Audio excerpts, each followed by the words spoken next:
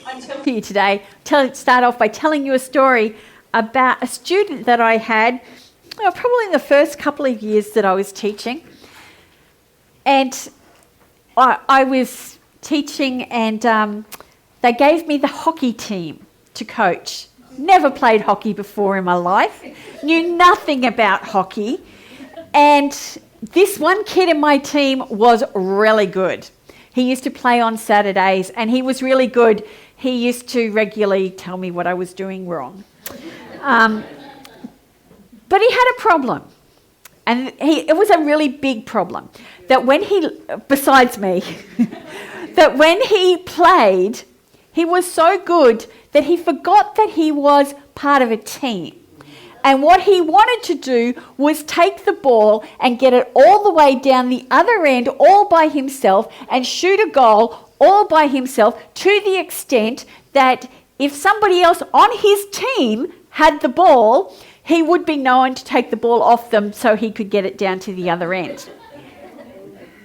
He needed to learn the lesson that we are going to talk about today from Ecclesiastes 4, that it is not all about you.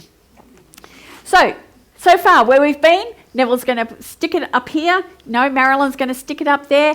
And so this is where we've been. So far, we've learnt that at the end of the game, it all goes back into the box. At the end of life, it all goes back into the box. And so, it's not about just getting everything that we can have, because at the end, it all goes back into the box, and 5 minutes afterwards, it doesn't matter.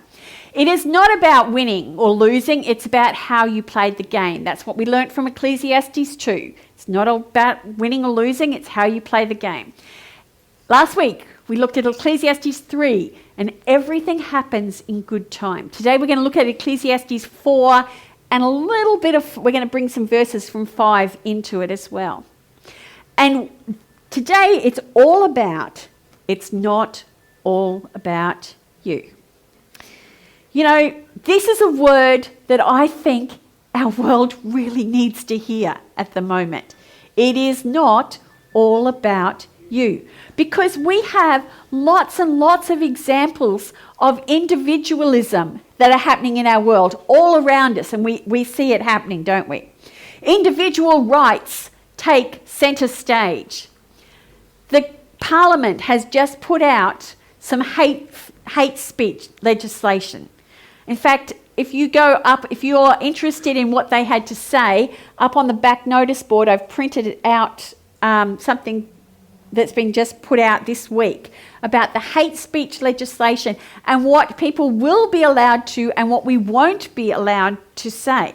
It's interesting reading. And it's all about individual rights, because it's all about hate speech isn't whether you consider it to be hate speech, it's how the recipient hears it. So you may say something one way, they take it another way, and they can take you to court for hate speech. That's the way it is at the moment. Individualism is it's that thought that being dependent on anybody else is actually shameful and embarrassing. And so you see people that really desperately need to lean on somebody occasionally, but they're not game to do it because that's embarrassing. I can't share that. I have to put on this tough armour that I'm okay, even when I'm not. So this is what Ecclesiastes 4 has to say about it. Solomon says, "Again I looked and saw all the oppression that was taking place under the sun. I saw the tears of the oppressed, and they have no comforter. Power was on the side of their oppressors, and they have no comforter. And I declared that the dead who have already died are happier than the living, who are still alive. But better than both is the one who has never been born, who has not seen the evil that is done under the sun." Again, a really depressing verse. He starts off about this all about oppression. And in verse 1, he uses the word oppression or one of its derivatives 3 times.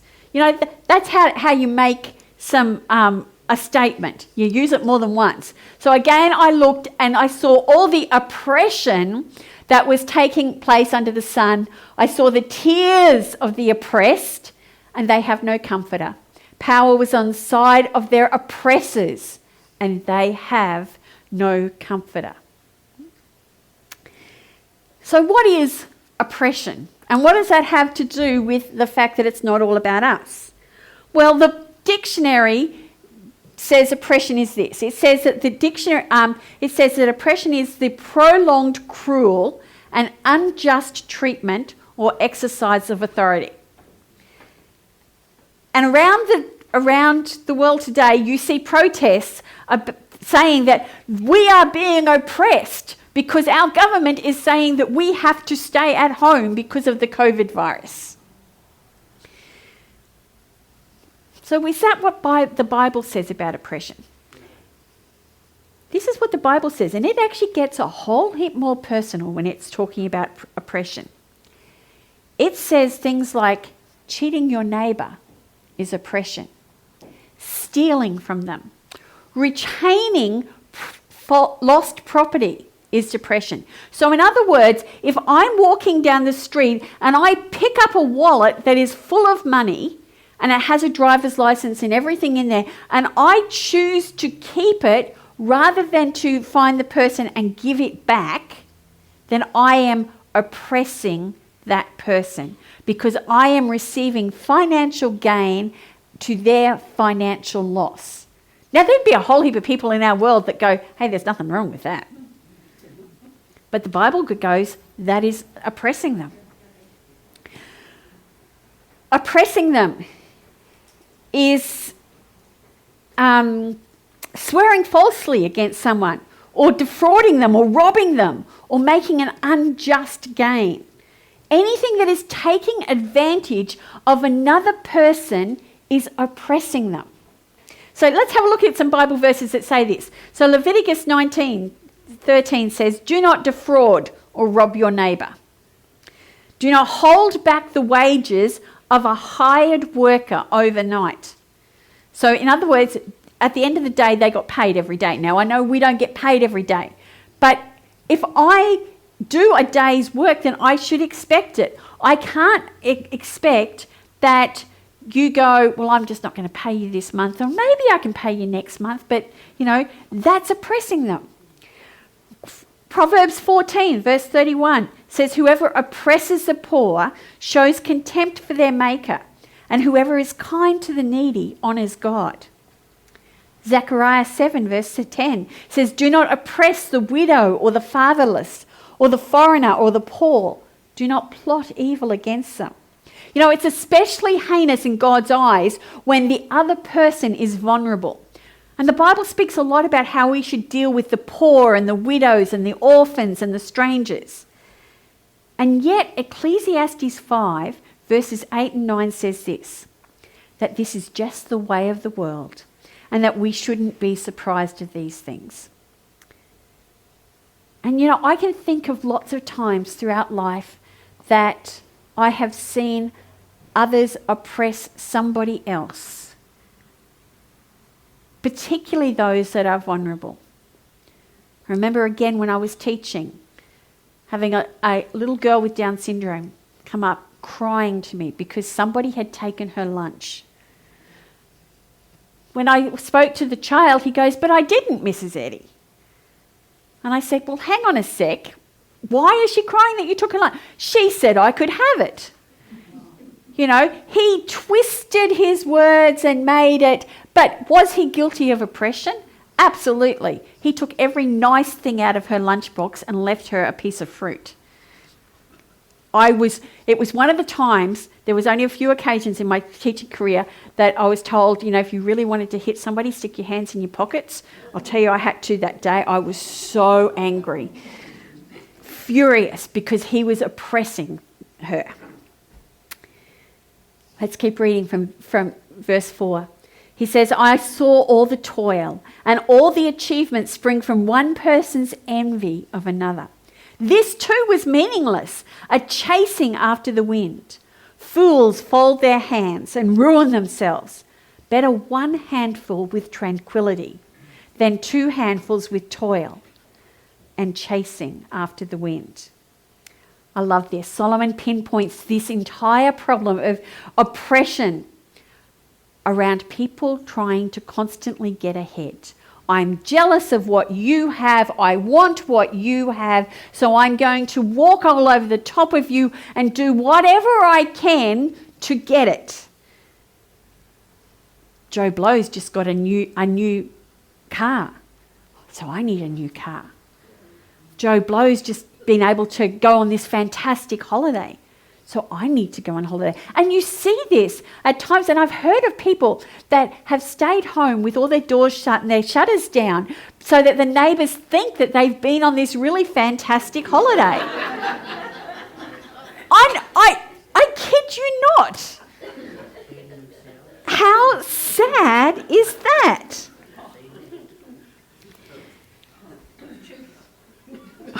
Absolutely. And Solomon goes, this is meaningless. It's chasing after the wind. But interestingly, he goes, this is not only bad for the victim, it's actually bad for the oppressor too. That the oppressor is not going to be happy because of all of this. You think that, the victim is having all these things done and that's going to be, but the oppressor's just made money or got this or got that. And Solomon goes, no. He goes, neither of them are going to be happy.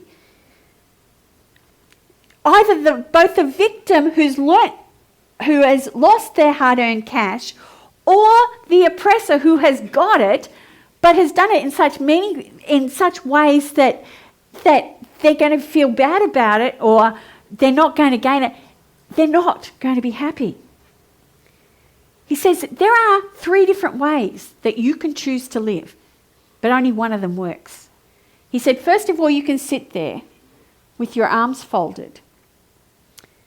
And he goes, the fool folds his arms and ruins himself. Why does he ruin himself? Because you can't do anything with your arms folded. I can't cook dinner with my arms folded. I can't preach a good sermon with my arms folded because, man, they feel like jumping around.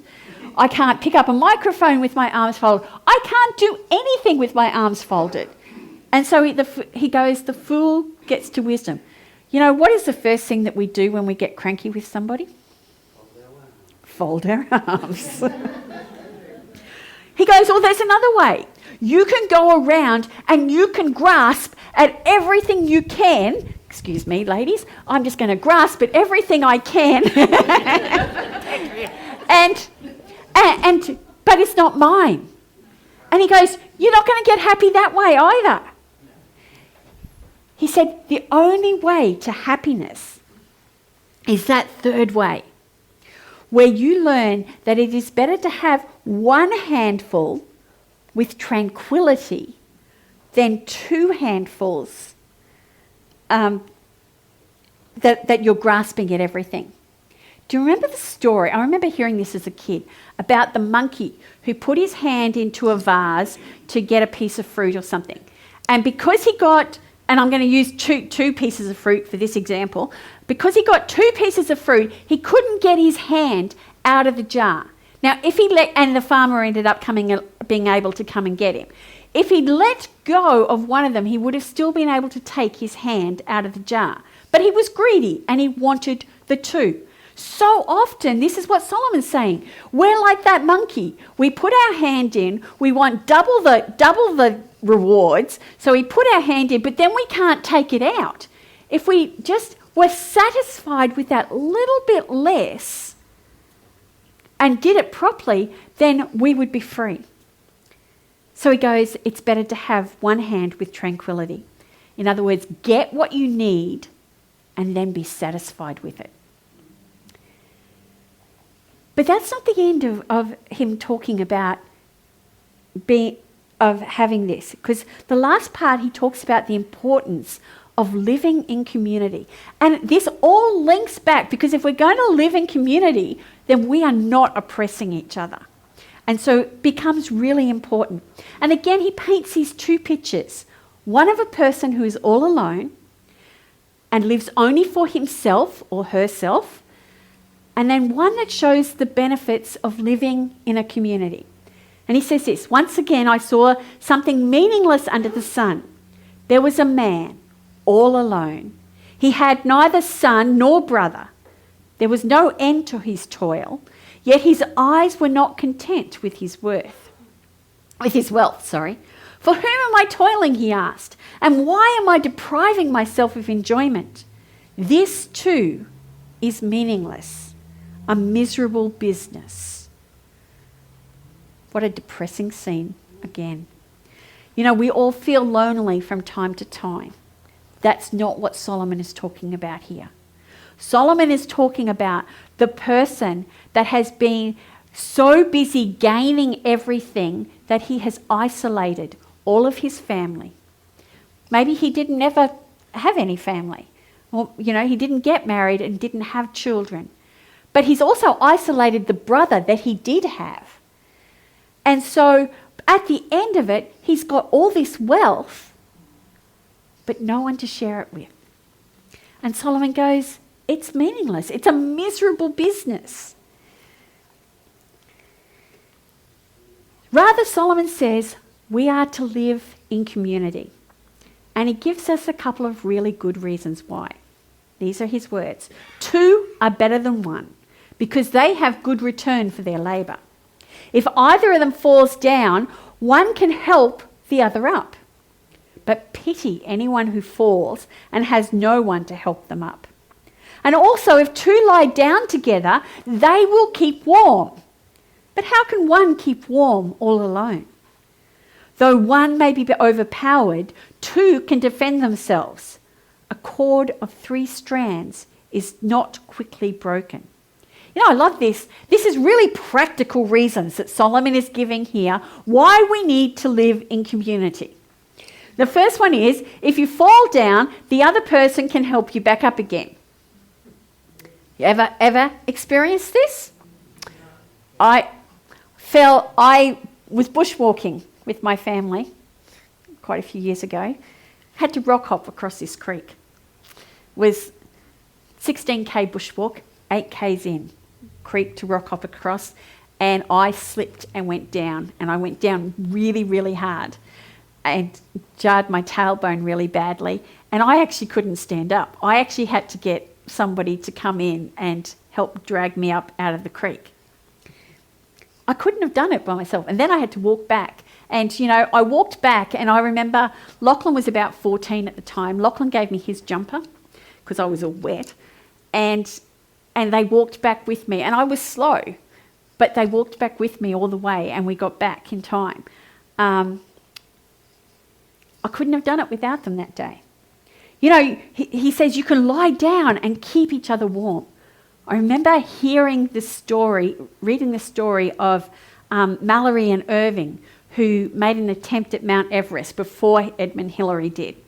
And they talked, because they didn't have all the special fibre downs and everything that they had these days. And so to keep warm on the mountain, they would climb into the sleeping bag together, and their body heat would help keep them warm. They were never going to be able to survive, never be able to be warm by themselves. But together, they could be warm. And then he says that people can defend themselves, whereas one person can be quickly overpowered.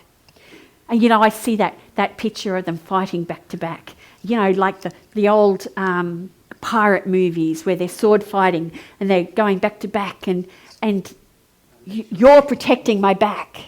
What was that? Except that, it might not work quite so well with Jackie Chan. So he goes, this is not about you individually. This is about you as a community. And what Lindsay has said before about yesterday, and I remember because I had this all in my brain, watching those 3 tables work yesterday. And they worked in community. And I just sat there thinking at one stage, how long would this have taken me to put these packs together if I had tried to do this all by myself? And I reckon about a week. But we did it in, an hour and a half? Because there was 20 of us doing it together in community. And it was so much more fun doing it in community. So what's the takeaway lesson from all this today? Because at the end of the day, the Bible is not given to us to satisfy our curiosity. It's given to us to shape our lives into a particular way in response to God. You and I have been made to live in community with God and with other people. And our attitude to others will either be that you're getting in my road and I just have to stamp on you or climb across you or kick you out of the road so that I can get ahead. Or it's going to be, I'm going to help you up and we're going to go and do this journey together. You know, God made us to live in community, not to oppress each other, not to try and raise ourselves above each other, but to work and to live with them so that we really are living in community with God and others. I have a little clip to show you. I saw this one first years ago. It was filmed at one of the Special Olympics, and it is absolutely beautiful when you see people actually coming together. That if one of us falls down, we stop. We don't go, but I'm too busy, I've got to get. We stop, we help them up, we link arms, and we go together.